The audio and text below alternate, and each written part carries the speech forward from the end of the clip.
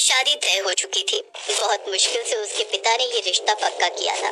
वर्षा के पिता रघु रास्ते पर भीख मांगते हैं। उनका एक पैर नहीं है, इसीलिए चलने फिरने में उन्हें बहुत मुश्किल होती है। वर्षा अपने पिता को हर सुबह घर से मेन रोड के फुटपाथ पर छोड़कर आती है और शाम को वापस घर ले आती है। आज रघु बड़ा खुश है। अच्छा हुआ कि तेरी शादी पक्की हो गई, अब मैं चैन से जी पाऊंगा। लेकिन मुझे तो आपकी चिंता हो रही है पिताजी। मैं ससुराल चली गई तो आपको कौन देखेगा? आप अकेले कैसे सब कुछ संभालोगे? अरे मैं संभाल लूंगा बेटी, मेरी वजह से क्या तू शादी नहीं करेगी? लेकिन शादी करने के लिए भी तो पैसे चाहिए। शादी का लहंगा कितना महंगा होता है, जानते भी हैं आप। कुछ ना कुछ जुगाड़ कर लूंगा बेटी, तू चिंता मत कर।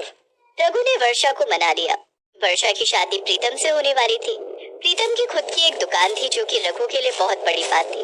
उसे किसी भी कीमत पर ये शादी करवानी थी, इसीलिए उसने सेठ से 5 लाख रुपए उधार मांग लिए। सेठ, बेटी की शादी है, कुछ पैसे उधार दे दो ना। तेरी बेटी की शादी? अरे वाह, क्या जमाना आ गया। भिखारियों की बेटी की भी शादी हो रही है। लेकिन दहेज में क्या देगा? लड़के वाले अच्छे हैं सेठ, उन्हें दहेज नहीं चाहिए, लेकिन शादी के खर्चे तो हैं। बेटी का लहंगा खरीदना है। कितने पैसे उधार चाहिए? 5 लाख मिल जाते तो अच्छा होता। ठीक है, दे सकता हूँ, लेकिन मुझे सूद समेत वापस चाहिए। शादी के 2 महीने के अंदर मुझे पैसे वापस चाहिए। ठीक है सेठ। सेठ ने रघु को पैसे दे दिए। वर्षा रघु के साथ सेठ के पास आई थी और उसे देखकर सेठ को अच्छा लगा। वर्षा सेठ को पसंद आ गई। सेठ ने एक प्लान बनाया। रघु और वर्षा पैसे लेकर रास्ते से जा ही रहे थे कि तभी सेठ ने अपने एक गुंडे को भेज दिया। अरे, पैसा लेकर भाग रहा है, पकड़ो उसे, पकड़ो! चोर चोर! रघु दौड़ नहीं सकता था और वर्षा भी कुछ देर दौड़ने के बाद थक गई। वो गुंडा पैसे लेकर भाग गया। रघु और वर्षा रोने बैठ गए। पैसा मिला और चोरी हो गया, अब क्या करूं? तेरी शादी कैसे होगी? आपको शादी की पड़ी है, ये पैसे भी तो लौटाने हैं आपको। कैसे लौटाएंगे? पैसे तो गए। जो पैसा काम पर ही नहीं आया, उसी पैसे को ब्याज समेत लौटाना है। ये भगवान, क्यों हो रहा है हमारे साथ ऐसा? पास वापस चला गया। ये लीजिए सेठ, आपके पैसे। बहुत बढ़िया। लेकिन आपका प्लान क्या है सेठ? मैं वर्षा से शादी करना चाहता हूँ। रघु के पास पैसा नहीं है, इसका मतलब वो लड़का वर्षा से शादी नहीं करेगा और रघु पैसा भी नहीं लौटा पाएगा। तब मैं उसके बदले।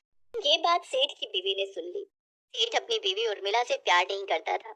सेठ की बीवी को दूसरी शादी के बारे में सुनकर गुस्सा आ गया। अच्छा, तो इन्हें दूसरी शादी करनी है। मेरे होते हुए ये दूसरी शादी कभी नहीं कर सकेंगे। ये मेरा चैलेंज है।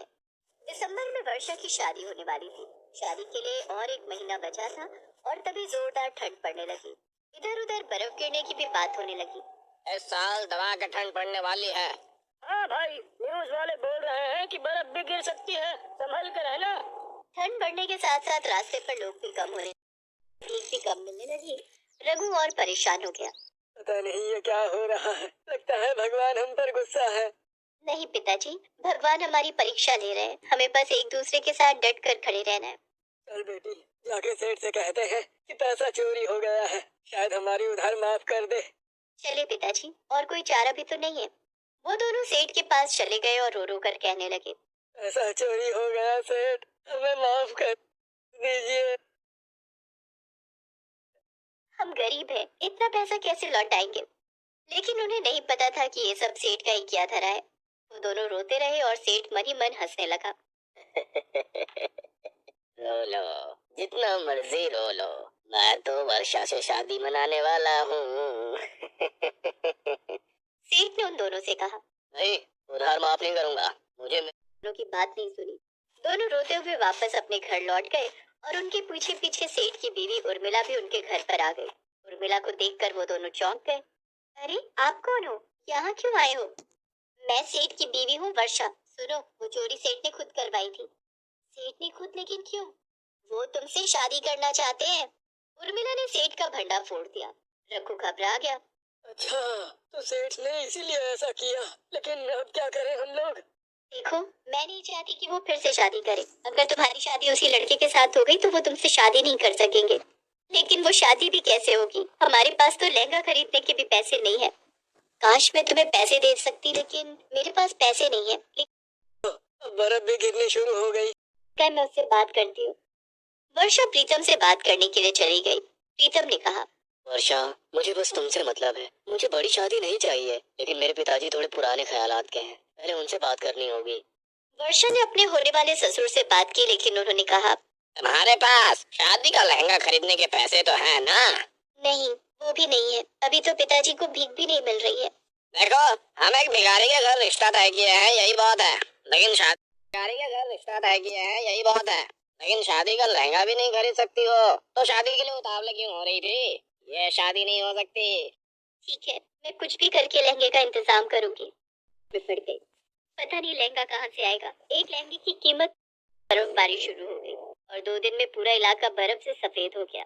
रघु और वर्षा के पास गर्म कपड़े तक नहीं थे और रघु को भीख मिलनी भी बंद हो गई। वहां सेठ जी बड़े खुश होने लगे। बस और कुछ ही दिन बाकी है, उसके बाद मैं वर्षा से शादी कर लूंगा।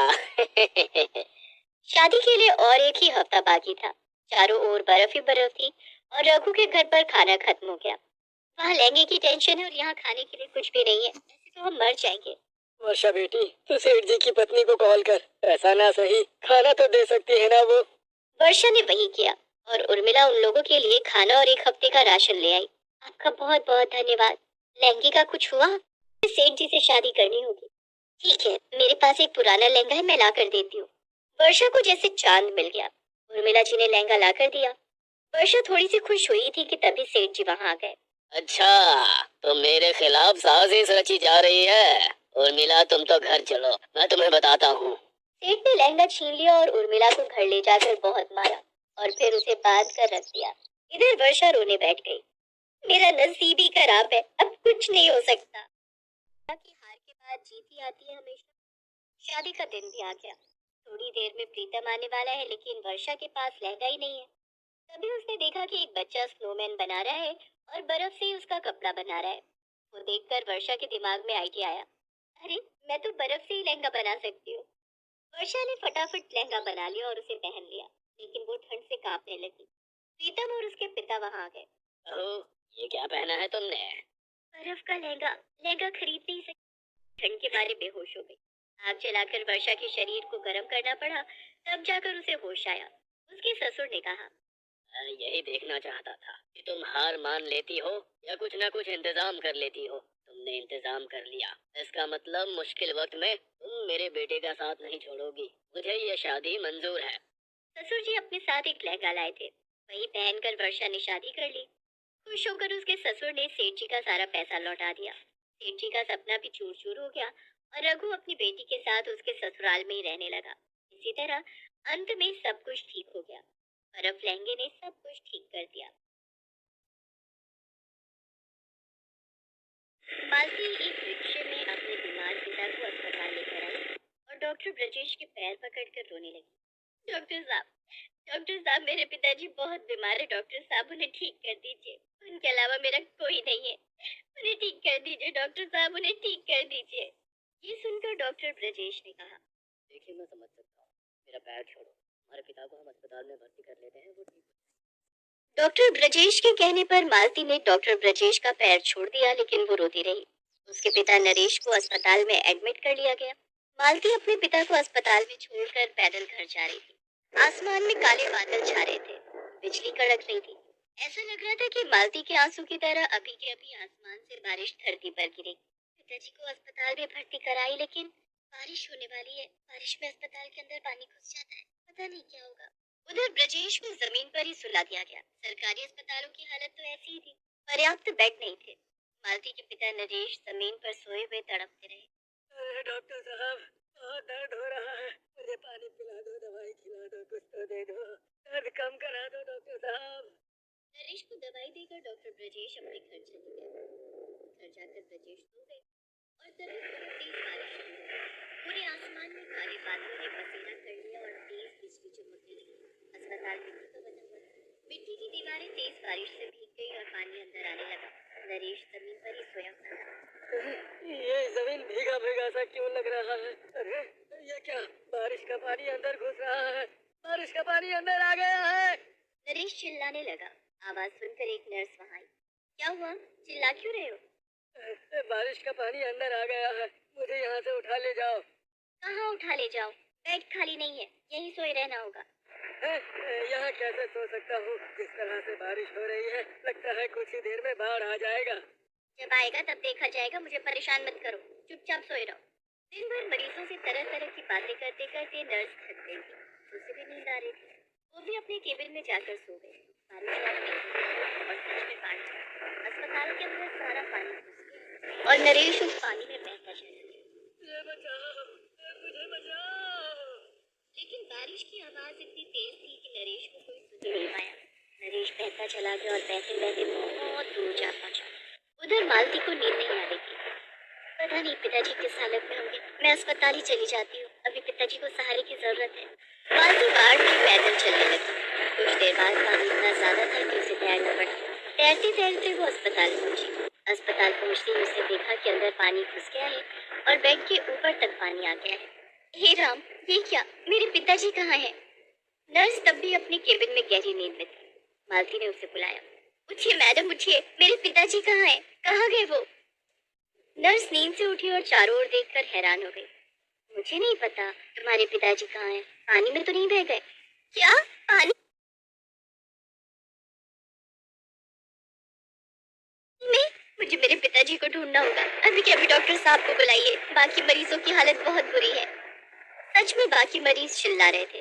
अरे बचाओ, अरे हमें बचाओ, अरे हम डूब रहे हैं, हमें बचाओ। नर्स ने डॉक्टर ब्रजेश को कॉल किया। वो नींद से उठी और बाहर देखकर कहा, बाहर तो पानी ही पानी है, मुझे अस्पताल से घर आना ही नहीं चाहिए था। अब मैं जाऊंगा कैसे? मुझे तो तैरना भी नहीं आता है। ये सुनकर मालती ने कहा, मेरे पास नाव है, मेरे पापा मछुआरे थे ना, मैं नाव लेकर आपको लेने आती हूँ। मालती नाव लेकर डॉक्टर ब्रजेश के घर गई और उस पर सवार होकर ब्रजेश को अस्पताल लाई। डॉक्टर साहब, मेरे पिताजी कहीं नहीं मिल रहे हैं, कुछ कीजिए। डॉक्टर साहब, मेरे पिताजी को ढूंढ दीजिए। तुम चिंता मत करो, मैं कुछ करता हूँ, लेकिन उससे पहले हमें बाकी मरीजों के लिए कुछ इंतजाम करना पड़ेगा। ये मिट्टी से बना हुआ अस्पताल ज्यादा देर तक बार बार बारिश सह नहीं पाएगा। हमें इन लोगों को कहीं और ले जाना होगा। लेकिन कहाँ? अस्पताल के अलावा और कोई जगह भी तो नहीं है। लेकिन हम जगह बना सकते हैं। मतलब मैं गांव के लोगों के साथ मिलकर एक काम चलाने लायक बांस का अस्पताल बना सकती हूँ। उसके अंदर सभी को ले जाया जा सकता है। बांस का होगा इसलिए वो पानी में डूबेगा नहीं, सभी वहाँ आराम से रह सकेंगे। बहुत अच्छा मालती, तुम गाँव वालों को बुला कर लाओ और वही करो। उसके बाद हम सभी मिलकर तुम्हारे पिताजी को ढूंढेंगे। मालती ने तुरंत सारे गांव वालों को बुलाया और सभी मिलकर बांस काटकर बांस का अस्पताल बनाने लगे।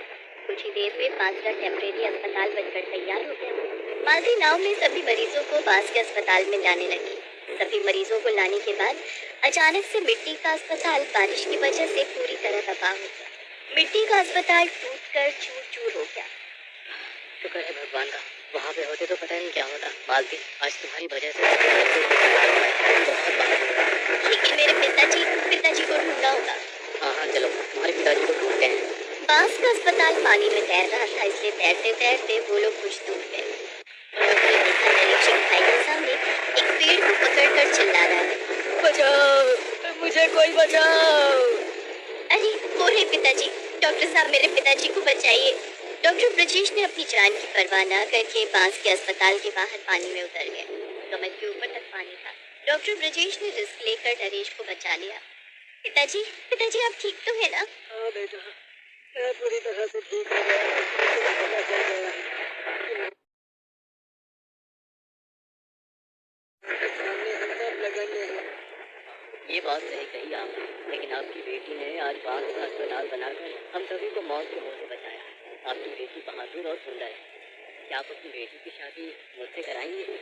ये सुनकर मालती शर्मा गई। बांस के अस्पताल की वजह से सभी की जान बच गई। उसी में एक हफ्ते तक सभी रहे और उसके बाद बाढ़ खत्म हो गया। फिर मालती के साथ डॉक्टर ब्रजेश की शादी हो गई और वो दोनों खुशी खुशी जिंदगी बिताने लगे। तो बच्चों, अगर कहानी अच्छी लगी हो तो ज़रूर हमारे चैनल को सब्सक्राइब करें और वीडियो को लाइक करें। चैनल को सब्सक्राइब करने के बगैर जाना ही नहीं दोस्तों।